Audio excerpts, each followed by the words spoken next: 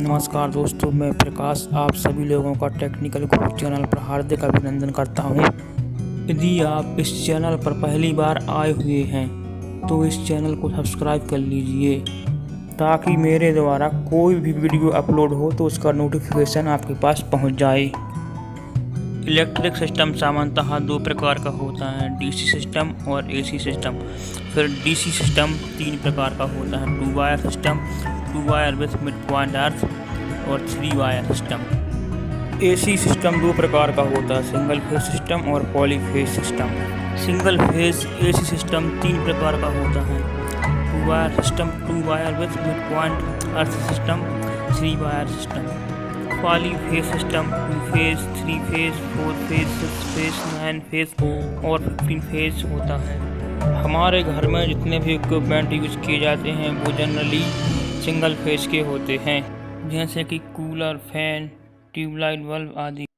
जबकि polyphase system का उपयोग औद्योगिक क्षेत्र में हैवी मशीनों को उठाने के लिए किया जाता है। पॉलीफेज सिस्टम के कई लाभ हैं, जैसे कि पॉलीफेज अल्टरनेटर की आउटपुट उसी प्रकार के सिंगल फेज अल्टरनेटर की अपेक्षा अधिक होती है। 2 फेज अल्टरनेटर की आउटपुट √2 गुना अधिक तथा 3 फेज अल्टरनेटर की आउटपुट √3 गुना अधिक होती है।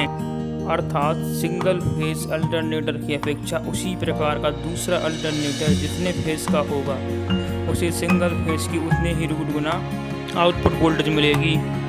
यदि कोई single phase alternator output voltage 200 volt देता है तो 2 फेज अल्टरनेटर 200 √2 गुना आउटपुट वोल्टेज देगा।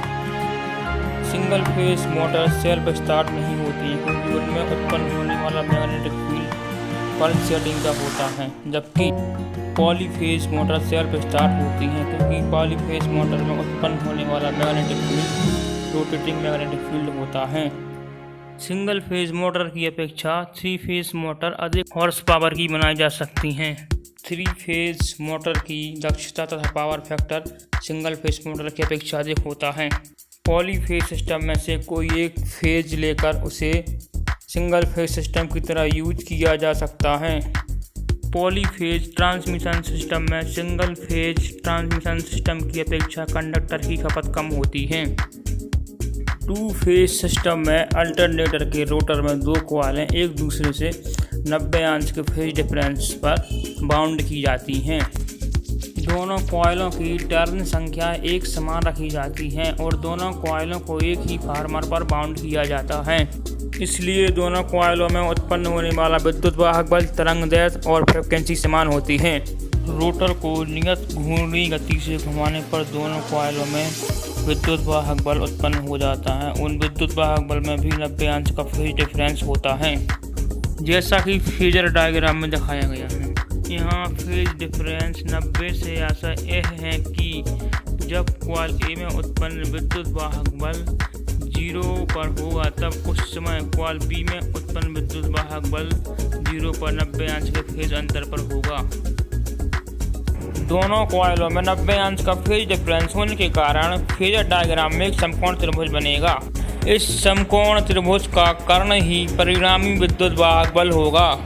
यहाँ पर EA और EB 2 विद्युत वाहक बल हैं और 2 विद्युत वाहक बलों के बीच नापा गया वोल्टेज लाइन वोल्टेज कहलाता है, अर्थात ER बराबर EL होगा।